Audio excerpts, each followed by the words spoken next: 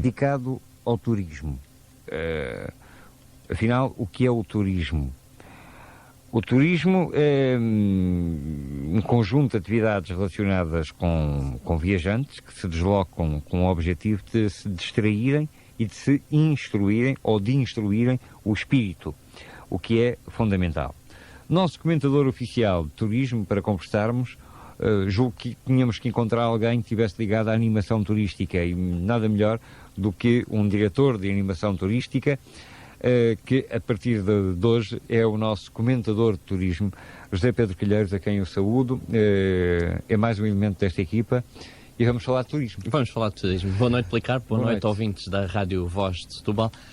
Vamos tentar, ao longo destas segundas-feiras, pela noite dentro, falar de turismo e ouvir também. E ouvir.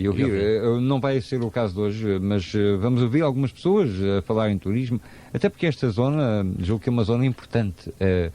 E o turismo é eu dizia ainda há pouco, quando estava a fazer o pré-lançamento, que o turismo era, se quisermos, a grande indústria do futuro. Sem dúvida. Do presente em muitos locais, sim. Potencialmente do futuro também para a nossa região. Quando me pergunta se é importante, isto a importância tem sempre a ver do ponto de vista, não é? Sim, claro. Do ponto de vista do turismo nacional e do ponto de vista dos decisores turísticos portugueses, a nossa região não tem o mínimo de importância. Não é um destino privilegiado, não passa pelas grandes promoções do ICEP a nível do turismo, pelas grandes promoções do turismo a Portugal. No entanto, é talvez onde haja testemunhos escritos dos pensadores desde meados do século passado, quando se referem à Rábida, a Setúbal, à ligação com o Atlântico, com o Oceano, etc., efetivamente, historicamente, toda a gente aponta para isso. Podemos referir que nos anos 40, anos 30, anos 40, quando em Setúbal funcionou a Comissão de Iniciativa, uma das grandes obras foi a construção da estrada, que nós agora chamamos a Estrada das Praias, ou a Estrada de Baixo da Rábida, precisamente para o desenvolvimento, uma das perspectivas é o desenvolvimento turístico de Setúbal, conseguindo dando uma ligação fácil às praias da Costa da Rábida. Mas há uma coisa que é, de facto, há condições naturais, toda esta zona tem condições naturais para o desenvolvimento turístico. Porquê é que nunca terá sido uma aposta decisiva? Porque o turismo em Portugal seguiu algumas regras que ainda vieram do Estado Novo, e que tem continuado, que tem sido um turismo de massas e um turismo em que essa definição que leu no princípio fala no distrair, não é? E no instruir. Ora, o turismo em Portugal tem sido muito para distrair e muito pouco para instruir. É o sol e praia e, portanto, é o Algarve que ganhou com essa situação e é a Madeira. A Madeira com o seu sol, pelo sítio privilegiado geográfico em que se encontra, mas só há muito pouco tempo é que a Madeira começa a fazer um turismo mais inteligente. Um turismo virado para a montanha, virado para quem quer ir ver o interior pobre, o interior duro, o interior rijo da Ilha da Madeira, não é? Só há muito pouco tempo é que ele está a ser potenciado e a dar resultados. Mas também é verdade que a Madeira nunca teve as quebras que, por exemplo, tem o Algarve. A Madeira manteve-se sempre numa posição mais ou menos nivelada. Pode ter tido picos, mas relativamente ao Algarve, e até julgo que o próprio serviço ao turista, que também deve ser alguma coisa de importante. O serviço ao turista é o mais importante. É o mais importante. Nós vivemos num mundo que tem várias coisas, mas que, em primeiro lugar, estão as pessoas, efetivamente. E o turismo é, acima de tudo, serviços entre pessoas. Os que prestam e os que recebem. E muitas vezes até se confundindo com o turismo a determinados níveis. Quer dizer, é vulgar nas atividades pelas quais eu sou responsável, que muitas vezes temos clientes que são pessoas que instruem os nossos guias ou os nossos monitores, porque têm um nível de conhecimentos em determinadas áreas superior ao monitor ou ao guia, que não tem que ter um conhecimento muito profundo. Mas, por outro lado, compreende que o interlocutor, portanto, o guia ou o monitor, é uma pessoa que consegue manter uma conversa e uma resposta. Em relação à Madeira ou ao Algarve que estávamos a falar, o Algarve foi um paraíso a partir dos anos 60 para quê? Para os países do centro da Europa, portanto, Alemanha, Inglaterra, mandarem a sua classe média baixa, reservando assim locais privilegiados noutros sítios, no sul de França, no norte da Alemanha, agora o que são os países do Báltico, etc., para um turismo mais de luxo deles, não é? A própria Grécia, a própria Itália, e portanto Portugal era muito barato, o Algarve estava por explorar, e portanto criou-se, e o que nós tínhamos, o turista que tivemos, e que ainda temos em larga escala, que são despejados em aviões no Algarve, é o operário, é a classe média baixa e baixa desses países, mas como tem um nível de vida superior ao português, facilmente as coisas são encaminhadas para cá. Eu recordo-me que acompanhei a visita de um lord inglês, pessoa multimilionária, que ficou numa suíte no Marino Hotel. E que depois se admirou porque encontrou no mesmo Marino Hotel aquele que era o homem que tomava conta lá da quinta. Por acaso calhou no... Estava no mesmo hotel, quer dizer, não é... há aqui qualquer coisa... Todas as pessoas que nos estão a ouvir falar já ouviram contar histórias. Até um exemplo próximo que aqui com o empreendimento de joia. Quantas vezes comentava que era mais barato comprar em Espanha uma semana ou um mês de férias em joia do que ir ao Barão e comprá-lo. Sim. Ou seja, no Algarve criaram-se grandes empreendimentos de capitais portugueses ou participados com capitais estrangeiros, mas que depois tinham que subjugar aos grandes compradores internacionais, ingleses e alemães, franceses, que compravam por grosso e reservavam. E, portanto, tinham uma política de preços de rebentar, não é? Uma política apertada, e, portanto, os preços seriam muito baratos. Era por isso que se dizia que se comprássemos um mês de férias no Algarve, se fôssemos comprar em Inglaterra, saía mais barato do que... Dizia-se e era verdade, porque 50 contos pagava viagem e estadia de uma semana no Marino Hotel. Pois, portanto, dizia-se, diz-se e continua a ser verdade. Continua a ser verdade. Continua a ser verdade. E a política... Mas, portanto, isto é tudo um efeito de escala. Sim. É bom que as pessoas compreendam que não há aqui nenhuma falcatrua, nem é por facto de sermos portugueses que os empresários de determinado empreendimento fazem um preço diferente. Se um inglês ou se um alemão também chegasse ao balcão, pagava o mesmo que o português. Claro, portanto, não há aqui não é um tratamento diferenciado. O que estamos a falar é de um negócio em rede, não é? Em que há um grande peixe que compra por grosso e como tal, como nós sabemos, não é? Quando compramos qualquer coisa em grande quantidade, sai mais barato do que se comprarmos à unidade lá na mercearia do nosso bairro, não é? Vamos voltar aqui a Setúbal. No presente, para que o turismo se pode dirigir? Quais são as potencialidades nossas para atrair turistas? Bem,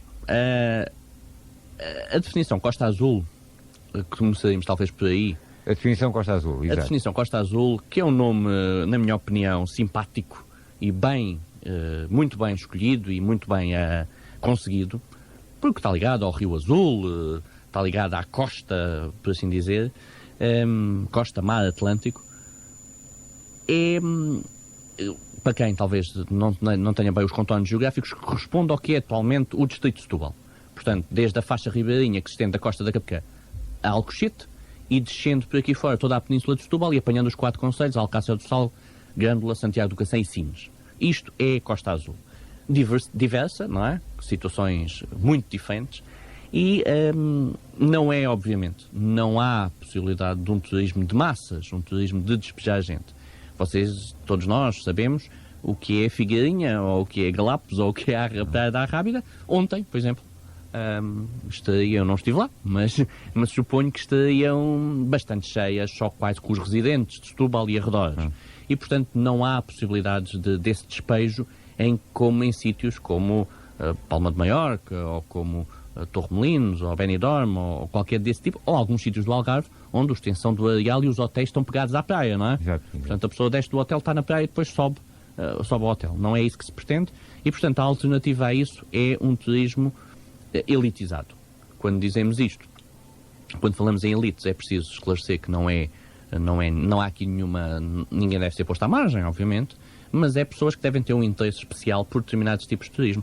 E como há aqui uma questão importante, que é a questão concorrencial entre destinos e a questão do valor acrescentado que é preciso gerar com o mesmo tipo de recursos, Se nós não temos um turismo de massas, mas temos sim um turismo de elites, então essas elites o são porque têm que pagar mais. Porque o valor acrescentado final deve ser igual ou superior. E esse é que é o dilema, é onde é que vamos buscar esses nichos de mercado. E depois como é que os compatibilizamos com uma situação social que existe no contexto geográfico comum de todo o ano, não é? Mas a nossa zona, esta zona, também é diversa. Se olharmos para Troia, as praias, as zonas de mar, Figueirinha, etc., aparecem num contexto completamente diferente depois dali de Sines e de aquelas praias dali daquela zona. São coisas diferentes. Bom, é preciso não esquecer que na Costa Azul está a maior praia de Portugal. São 60 km ininterruptos de praia entre a Ponta do Adoche e Sines, ou pouco depois de Sines, portanto, quando começa a zona de Rochedos, não é? Isto é muita praia. A questão é os acessos a ela, não é? Ou há uma opção absolutamente, na minha opinião, pouco aconselhável, ou até evitável, que é a construção de empreendimentos sobre a areia. Já existem alguns, e portanto há que fazê-los com conta, peso e medida, ou então não podemos ter comboios rápidos na Península de Troia, não é? Ao longo ou pelo menos não é isso que está previsto, para que possam trazer as pessoas de grandes centros urbanos, como por exemplo poderia ser Sines ou Santander, não é? Portanto, a praia está lá, mas isso não chega, não é? Não é o mesmo que eu voltei a referir o exemplo espanhol, não é o mesmo que a Costa Brava, não é? Portanto, na zona é tudo completamente diferente. É tudo completamente diferente, não é? Mas não é possível criar algumas acessibilidades a essas praias de modo a torná-las mais viáveis para as pessoas? Mas para grandes quantidades de pessoas, é isso que está a perguntar? Para grandes quantidades de pessoas, talvez. O Zé Pedro estava a falar de menos gente, mais qualidade das pessoas que... Pois, a questão é esta, não é? Uma questão de qualidade, um certo turismo direcionado. É, um certo turismo direcionado, mas sabe, o turismo direcionado, a praia é uma... Não é pela praia que nós vamos captar para a nossa região turistas. Portanto, eu tenho essa opinião. Pode ser pelo mar, mas o mar tem outras coisas. Tem o mergulho, tem o ski, tem a pesca. Por aí talvez consigamos nisto de mercado importantes. Porque o turista que vem para a praia, isto tudo depende de quanto é que a pessoa gasta por dia. E é um bocado assim que se medem os mercados, não é? Portanto, o turista que quer gastar o mínimo de dinheiro para fazer o máximo de férias, talvez não seja o turista que nós pretendemos para aqui. Porque para termos turistas muitos, para depois serem muitos a pagarem um bocadinho e, portanto, criar uma riqueza na região. Naturalmente temos aqui buscar outros que se interessem por coisas mais diferentes, e aí é que está. E aí que são as coisas que nós conseguimos oferecer, não é? Pegadas de dinossauros há no Cabo Especial, não há noutros sítios. Quer dizer, há noutros sítios de Portugal também, não é? Mas, portanto, aqui há a vegetação da Arrábida, existe na Arrábida. As flores, as plantas, um conjunto de atividades desportivas que aqui se podem fazer, também se podem fazer noutros sítios, mas aqui são únicas porque são diferentes de qualquer outro lado. Julgo que passa por aí e passa também por um turismo cultural, um turismo de motivação pela monumentalidade, mas para isso há aqui um longo calvário a percorrer de modificação de hábitos e de modificação de oportunidades. Então aí estamos a falar de turismo de cidade. A nossa cidade, o que é que a cidade tem que fazer para despertar verdadeiramente para um certo turismo? Esta cidade, Setúbal. Setúbal tem todas as condições, tem a monumentalidade quanto baste. Setúbal tem uma coisa, tem um conjunto de pessoas, tem uma população que sabe receber os estrangeiros. Sabemos fazer desde do século XIII. Sabemos fazer desde o século XIV ao século XIX, quando cá chegaram todos os comerciantes para o sal, para o peixe, para as pastas, as conservas. Soubemos fazer com todos. Soubemos chegar lá fora, levar os nossos produtos e serem muito bem recebidos. De início não tinham bem a marca, era apenas o sal de Setúbal. Mais tarde foram as conservas enlatadas e sabíamos que as sardinhas de Setúbal eram efetivamente must, como é que costumo dizer, nas exposições francesas. O moscatel, as laranjas, chegaram, o queijo de azeitão, chegam a vários sítios e ganham. E são referências. São referências. E isso não tem só a ver com os produtos. Tem a ver com as pessoas que os comercializavam, que os produziam e que os sabiam receber os estrangeiros. Os estrangeiros, e quando nós dizemos estrangeiros, os estrangeiros também portugueses, portanto, os visitantes. Claro. É em Setúbal que toda a gente é bem recebida. E, portanto, só é preciso uma coisa. É que as pessoas acreditem na terra que têm, no potencial que têm. E acreditem, eu posso explicar porquê. Porque Setúbal, nos últimos anos, acabou por ser a esponja que absorveu o lixo de Portugal. Quando havia agitação social, era em Setúbal. Quando havia fome, era em Setúbal. Quando havia flagelo da droga, era em Setúbal. E em Vila Real não havia. E em Braga não há desemprego. E em Viseu não há droga. E em Évora não há... por acaso, sociedade em Évora não há, foi um mau exemplo. Não há flagelos sociais, não há também contestação. Setúbal hoje tem que passar primeiro por um período de reafirmação.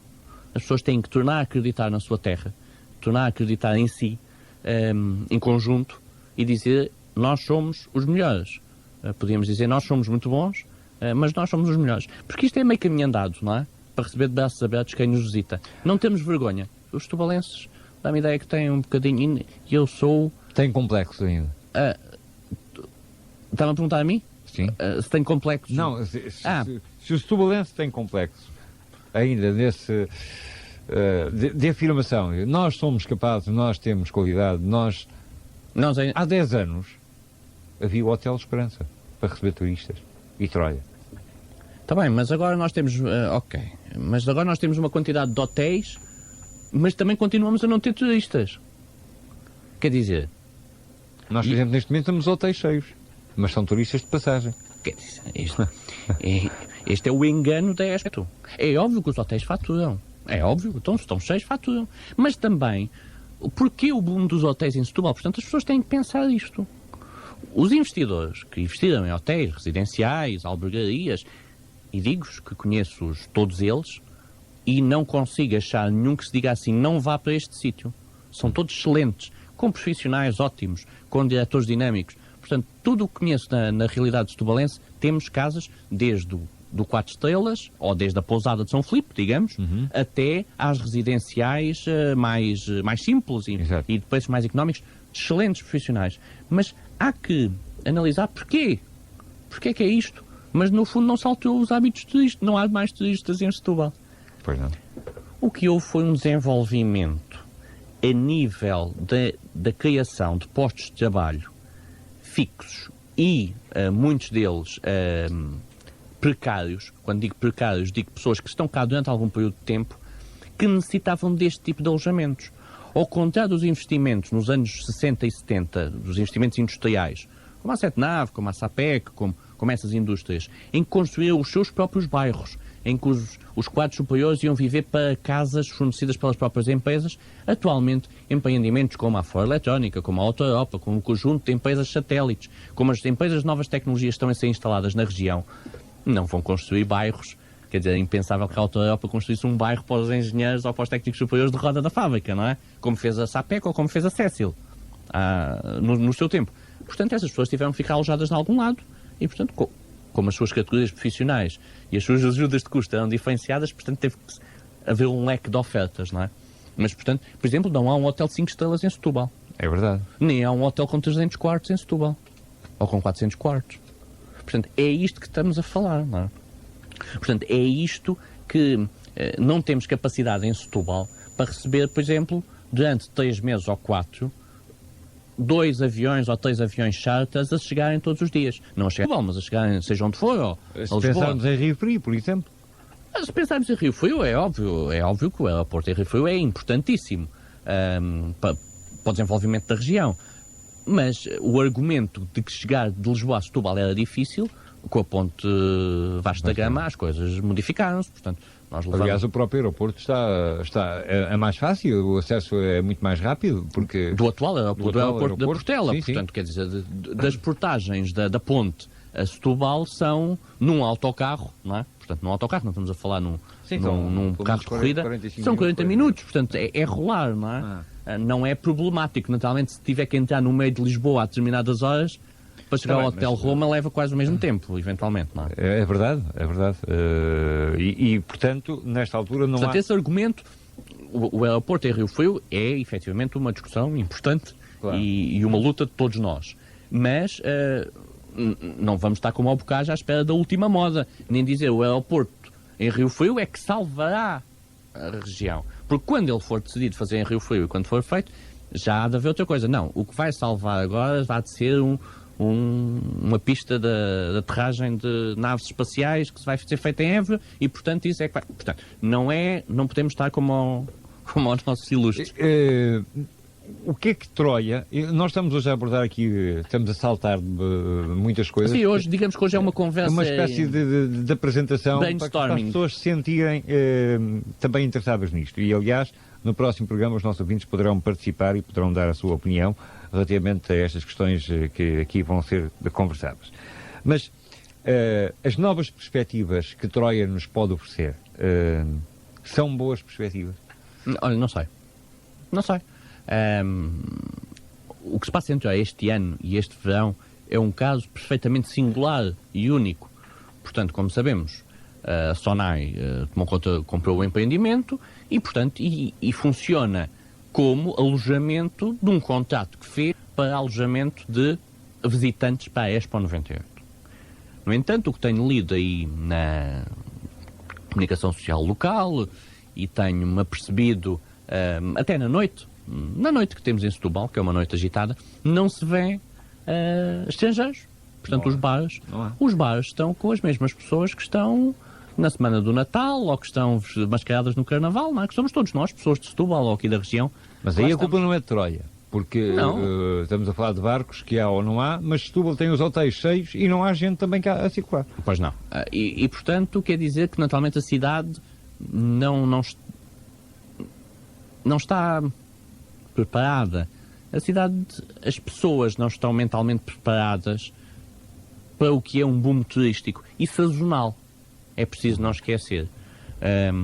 Julgo que temos muito a aprender com este turismo de elevada dimensão, com uma sazonalidade grande, por exemplo, com a zona da Costa Brava em Espanha, não é preciso ir muito longe, ou com a zona ou com a Grécia, que apresenta situações idênticas de grande sazonalidade na altura do verão.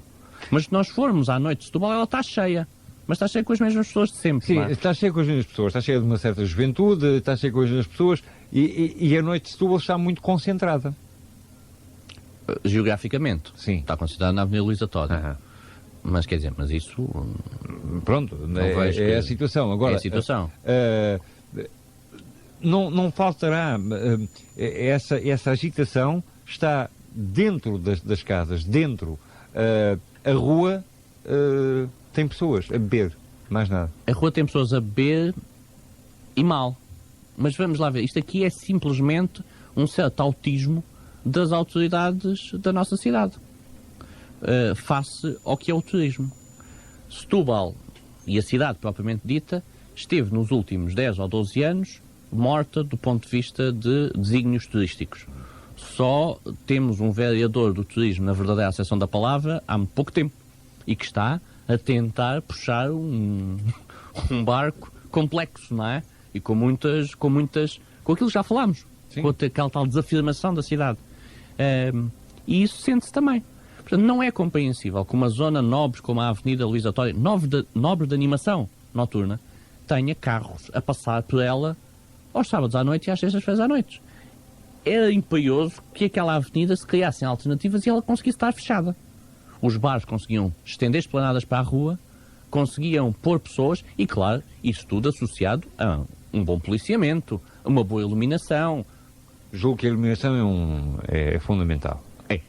Aliás, se quisermos um cartaz turístico, podia eventualmente ser um cartaz turístico, eu falo de turismo mais interno. as marchas populares perderam o seu efeito este ano porque a avenida estava mal iluminada. Eu não vi as marchas, não é? Portanto, não, Sim, mas, não vou portanto, pronunciar. mas conhece a iluminação da avenida? Não houve alteração à iluminação? Não, há um problema na cidade de Setúbal, que é um problema grave, é que os candeeiros crescem por dentro das árvores. E, portanto, eles estão lá, mas como cresceram por dentro das árvores, não iluminam o chão. Das duas, uma, ou se plantam candeeiros que não cresçam, ou se podam as árvores. Isto faz lembrar um pouco a conversa que tivemos das árvores ainda a semana passada, não é? Mas é tudo isto. Portanto, eu julgo que tem que haver um esforço conjunto entre os empresários, entre quem investe e quem depois muitas vezes se lamenta. Mas são as tais lágrimas de crocodilo que são deitadas porque não se acautelou à distância. E tem que haver muita conversação. Todas as partes têm que ceder e têm que até cometer erros. Mas vamos testar. Vamos testar. Vamos fechar a avenida durante as sextas-feiras à noite e os sábados à noite. Mas vamos garantir que às 6 da manhã estão equipas do município a fazer a limpeza. Para que às 9 da manhã, quando as pessoas vão para a praia, quando as pessoas vão para a praça às compras, não hajam garrafas no chão, latas de lixo, a cidade acorda limpa, não é? Portanto, isto é tudo um conjunto e, portanto, ao Policarpo, isto que eu disse aqui nos últimos 30 segundos ou 1 minuto, levará meses ou anos a chegarmos lá, não é? Há aí outro aspecto também que julgo ser importante. Nós falamos muito de animação. Por exemplo, dos palcos que têm tido mais assiduidade da parte dos estrangeiros na Expo, têm sido os palcos do fado. Por uma razão, porque as pessoas estão interessadas em perceber a cultura do país. Sim, sim. E o fado é uma coisa que é nossa. Isso mesmo. Como o folclore, também podia ser uma coisa devidamente aproveitada. Ora, começamos por analisar que Setúbal não tem nenhuma casa com fado, com regularidade. Aí já não se faz alteração. Julgo que também não é bem assim. Acho que não estou enganado, que a Barreira... À sexta-feira. Sim. Portanto, um dia localizado, pronto. Uma casa, e há gente a cantar bem fado. Sim, há muita gente. Eu estive, por exemplo, na Moita, temos também uma casa na Praça de Torres que também tem todas as semanas. Exatamente. Eu estava a falar da cidade de Setúbal. Pronto. Porque aqui nos arredores há alguns sítios. Agora, porquê é que nós não começamos a pensar em tudo isto como aproveitamento da animação? Porque julgo que as pessoas podem dirigir-se para esses locais e o turista que está no hotel... Lisboa hoje, as casas de fado começam a estar mais cheias. Aliás, também sempre estiveram. Sim, Lisboa é uma realidade diferente. É outro. Claro, obviamente. Nós é que achámos sempre que, quer dizer, que estava mal em tudo. Não tem nada a ver. Não, Lisboa não tem nada a ver. Não, mas eu quando falo de Lisboa, e aqui para dar o exemplo de que é possível. Também nós temos a nossa atração noturna. Pois temos, mas a questão é aqui uma relação... Há aqui uma relação que é assim. Os empresários só devem, e quando não o fazem, é absolutamente errado, só devem investir quando há um resultado final de lucro. Exato. Porque senão não é empreendimento. Portanto, quando as coisas têm que ser promovidas e que têm a ser atividades que têm uma cota parte de caráter profissional, cabe às entidades públicas apoiarem essa promoção. Em que moldes, não sabemos. É caso a caso. É com cada um com a sua especialidade. Mas é preciso haver uma parceria entre o público e o privado. Com regras. E que sejam cumpridas. Porque não é pagar por pagar, faça-se. No fundo, um pouco a política que a Costa Azul seguiu durante muito tempo. E não sabemos bem se continua ou não a seguir. Que apoia tudo o que é torneios populares, torneios, no fundo, distribuindo por um conjunto alargado de coletividades. E não tem 2, 3 grandes eventos. Não, até podia ter mais. Mas, quer dizer, temos que ver resultados disto. E os resultados disto têm que ser medidos. E, portanto, uma entidade como a Costa Azul faz pouco sentido que não tenha um representante no seu Conselho de Administração, na sua gestão diária, um representante dos empresários, não é? Sim. Dos empresários, no fundo, que mexem o mundo do turismo, não é? Bom, Zé Pedro, na próxima segunda-feira nós estaremos aqui sentados outra vez para conversarmos sobre turismo. Você tem ideia do que é que vai trazer para a discussão na próxima segunda-feira? Sim, íamos falar